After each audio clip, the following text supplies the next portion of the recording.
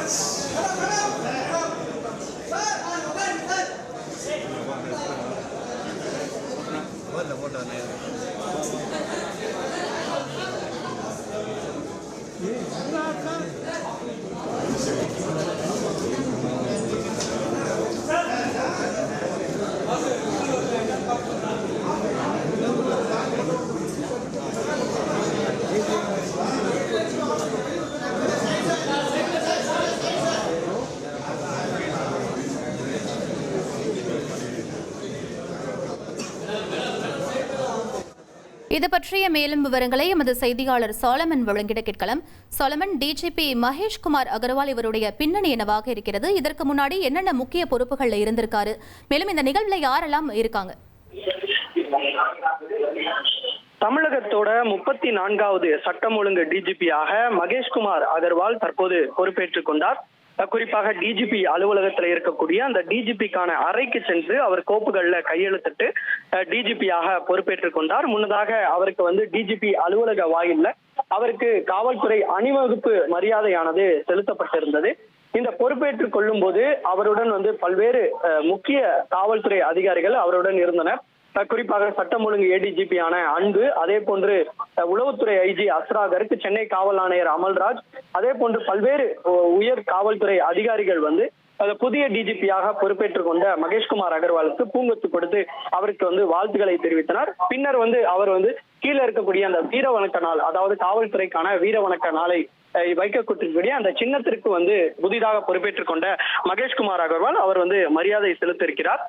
கடந்த ஆண்டு ஜனவரி மாதம் தான் மகேஷ்குமார் அகர்வால் மத்திய அரசு பணிக்கு மாற்றப்பட்டிருந்த நிலையில தற்போது ஓராண்டுக்கு பிறகு மீண்டும் அவர் தமிழக காவல்துறையோட பணிக்கே திரும்பியிருக்கிறார்.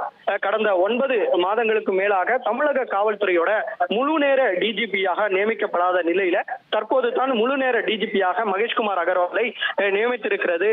அதன் பெயர்ல இன்று அவர் பொறுப்பேற்றுக் கொண்டார். பல்வேறு முக்கிய பொறுப்புகள்ல இவர் செயல்பட்டிருக்கிறார். குறிப்பாக சட்டம் ஒழுங்கு உட்பட குற்றப்புலனாய்வு துறையில மிக சிறந்தவராக அவர் விளங்கி இருக்கிறார். 1994ஆம் ஆண்டு IPS பேட்ச் அதிகாரியான மகேஷ்குமார் அகர்வால் பஞ்சாப் மாநிலத்துல பத்திண்டா என்ற ஊர்ல பிறந்திருக்கிறார். அவரது தந்தை வழக்கறிஞர் என்பதால சட்டம் படித்துவிட்டு காவல்துறையில நுழைந்தவர். தன்னுடைய 22 வயதுல இவர் சிவில் சர்வீஸ் தேர்வுல தேர்ச்சி பெற்று IPS அதிகாரியாக தனது பணியை துவங்கினார். இவர் சட்டப்பிரிவுல BA பட்டமும் அதே போன்று வழக்கறிஞருக்கான சட்டப்படிப்பும் படித்தவர். தமிழ், ஆங்கிலம், இந்தி, பஞ்சாபி ஆகிய மொழிகள்ல புலமை வாய்ந்தவராக மகேஷ்குமார் அகர்வால் இருக்கிறார்.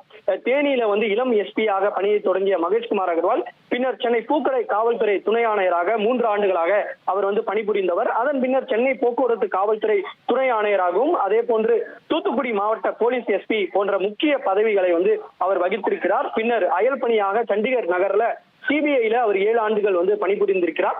அதன் பின்னர் தமிழக காவல்துறைக்கு திரும்பிய அவர் CBCID DIG ஆகவும் சென்னை காவல்துறை தெற்கு மண்டல கூடுதல் ஆணையர், அதே போன்று மதுரை காவல் ஆணையர், CBCID IG, சென்னை காவல் ஆணையர் இந்த போதைப் பொருள் தடுப்பு நுண்ணறிவு பிரிவு ADGP ஆகவும் தமிழக ஆயுதப்படை பிரிவு DGP ஆகவும் பணியாற்றி இருக்கிறார். தற்போது அவர் மத்திய அரசோட எல்லை பாதுகாப்பு படையில பணியாற்றி வந்த நிலையில தற்போது அவர் தமிழகத்தோட முக்கிய பொறுப்பாக பார்க்கக்கூடிய இந்த தமிழக சட்டம் ஒழுங்கு DGP ஆக அவர் பதவி வகிக்கிறார். இவரது காலகட்டத்தில் பல்வேறு முக்கிய நடவடிக்கைகளும் அவர் மேற்கொண்டிருக்கிறார். அதாவது நைட் கிரைம் டு ஜீரோ என்ற திட்டத்தை தமிழக காவல்துறையில இவர்தான் அறிமுகப்படுத்தி இரவு ரோந்து பணிகளை தீவிரப்படுத்தினார். இதன் மூலம் வடசென்னையில குற்றங்கள் குறைந்திருக்கிறது. மேலும் போக்குவரத்து பிரிவுல இருந்த போதும் சென்னை நகரோட முக்கிய சந்திப்புகள்ல விபத்துகள் கணிசமாக குறையவும் அவர் வழிவகுத்தார். மேலும் மெச்சத்தகுந்த பணிக்காக முதல்வரோட பதக்கத்தையும் அவர் பெற்றவர். CBCID IG-யாக இருந்த போது இந்த சேலம் ரயில் கொள்ளை வழக்கு முக்கிய வழக்காக பார்க்கப்பட்டதால இவர்தான் புலனாய்வு மேற்கொண்டு அவர்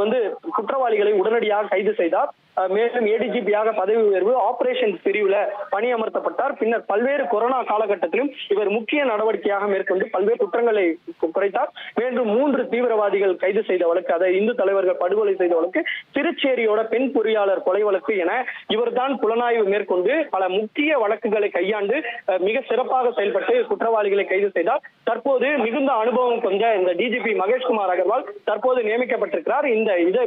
இந்த நிகழ்வை முடித்துவிட்டு அதன் பின்னர் செக்ரட்டேரியட்டுக்கு சென்று அவர் முதல்வரிடம் வாழ்த்துக்களை பெற இருப்பதாகவும் தகவல் தெரிவிக்கப்பட்டிருக்கிறது. விவரங்களுக்கு நன்றி சாலமன். தமிழகத்தின் 34வது சட்டம் ஒழுங்கு DGP-யாக மகேஷ்குமார் அகர்வால் பொறுப்பேற்றிருக்கிறார். அது தொடர்பான முக்கிய செய்தியை நாம் பார்த்தோம். Kingmakers IAS Academy for UPSC and TNPSC admissions call 9444227273.